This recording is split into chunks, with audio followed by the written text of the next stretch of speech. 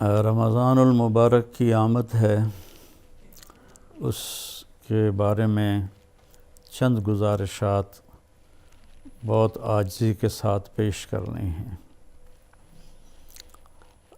رمضان روزہ بہت بڑا عمل ہے۔ اللہ تعالیٰ نے فرمایا کہ روزے کا بدلہ میں خود ہوں، اور ایک جگہ فرمایا کہ میرے نبی نے کہ کوئی جانتا ہی نہیں ہے کہ روزے کا ثواب اللہ نے کیا رکھا ہے۔ تو اللہ ہمیں توفیق دے روزے رکھنے کی۔ تو اس سے پہلے ہم اپنے دلوں کو صاف کر لیں۔ کسی کی نفرت ہے اس کو صاف کر دیں، بغض ہے، حسد ہے، کینہ ہے۔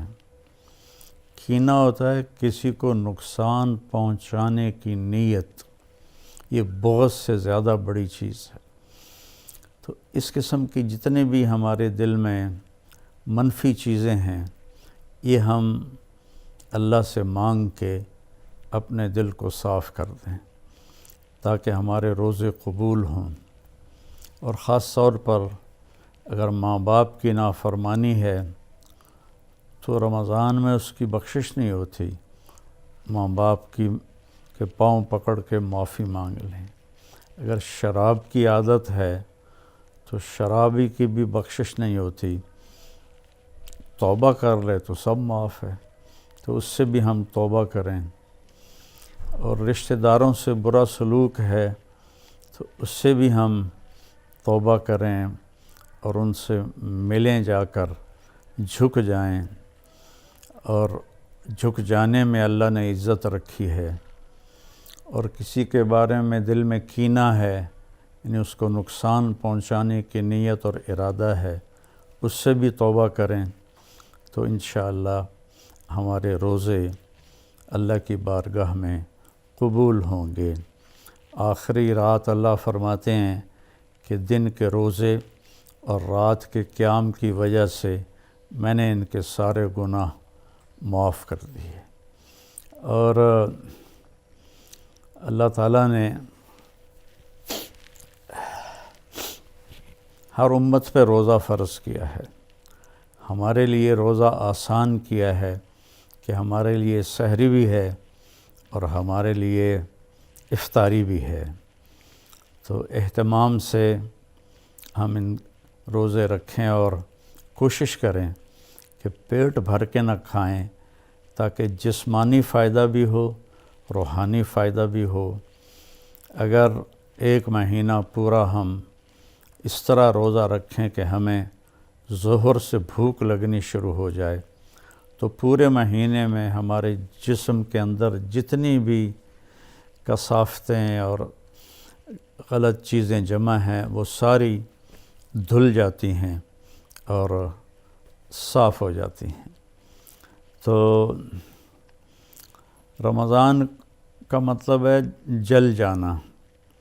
تو رمضان اور جل جانا اور روزہ، اس میں مناسبت یہ ہے کہ جوں انسان روزے رکھتا چلا جاتا ہے اللہ اس کے گناہوں کو جلاتا جاتا ہے، یہاں تک کہ آخری رات اس کے سارے گناہ جلا کے اسے پاک اور صاف کر دیتا ہے۔ تو ہم اپنے دلوں کو صاف کر کے لڑے ہوئے اسے صلح کر لیں، معاف کر دیں۔ چند دن کی دنیا ہے، لڑائی جھگڑے کا موقع ہی کہاں ہے۔ چند صبحیں ہیں، چند شامیں ہیں، بہت سی بیت گئیں، تھوڑی باقی ہیں۔ بہادر شاہ ظفر رحمۃ اللہ علیہ کا شعر ہے، ان حسرتوں سے کہہ دو کہیں اور جا بسیں، اتنی جگہ کہاں ہے دل داغدار میں۔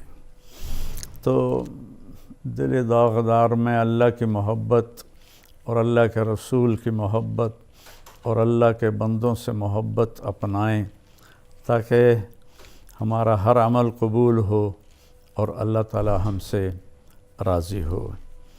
اور دوسری بات یہ ہے مالدار حضرات کے لیے کہ زکوٰۃ کا تو ضرور اہتمام فرمائیں۔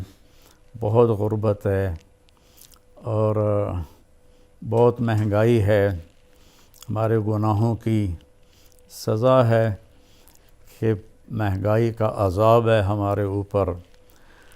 جو اللہ ہی ٹالے تو ٹالے، تو ہم سب اللہ کی بارگاہ میں توبہ کریں اور کھل کے مال خرچ کریں، زکوٰۃ بھی دیں، زکوٰۃ سے بڑھ کر بھی دیں، اور ڈھونڈ ڈھونڈ کر خاص طور پر ان لوگوں کو جو سوال نہیں کرتے اور گھر میں فاقہ ہے، انہیں تلاش کر کر کے ہم اپنا مال خرچ کریں کہ جو ہم نے خرچ کر دیا وہ ہمارا ہو گیا، جو ہم نے بچا کے جمع کر لیا وہ مرتے ہی پرایا ہو گیا، پتہ نہیں اولاد کا ہے یا کس کا ہے۔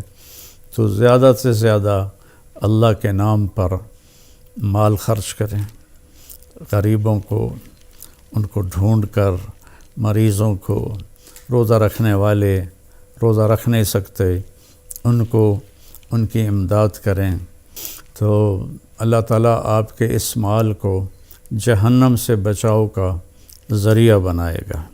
اور کسی سے ناراض ہیں تو اس کو معاف کر دیں، کوئی آپ سے ناراض ہے تو اس سے جا کے معافی مانگ لیں، تو ہمارے روزے انشاءاللہ قبول ہو جائیں گے۔ کثرت سے تلاوت کریں قرآن کی۔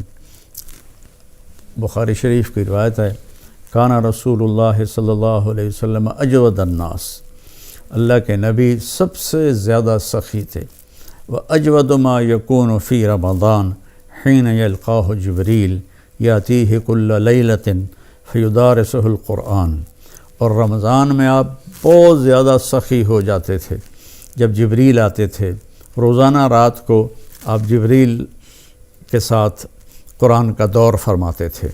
تو یہ واحد نبی ہیں جن کے پاس اتنی کثرت سے جبریل تشریف لائے، ہر رات تشریف لاتے تھے۔ میرے نبی کو 9 رمضان ملے، تو ہر رات کو، اور آخری رمضان میں 2 دفعہ آتے تھے، 2 دفعہ قرآن کا دور ہوا آپ کا جبریل کے ساتھ، اور فرمایا ولا رسول اللہ صلی اللہ علیہ وسلم اجود بالخیر من رمضان من الریح المرسلہ، کہ اللہ کے نبی رمضان میں جبریل کے ملنے پر تیز ہوا سے بھی زیادہ آپ کی سخاوت ہوتی تھی۔ تو میں مالداروں سے کہتا ہوں سخی بنیں، صرف زکوٰۃ دے کے مطمئن نہ ہوں، زکوٰۃ سے اوپر بھی خرچ کریں، اللہ آپ کا رزق بڑھائے گا۔ اللہ مجھے آپ کو توفیق نصیب فرمائے۔ السلام علیکم ورحمۃ اللہ وبرکاتہ۔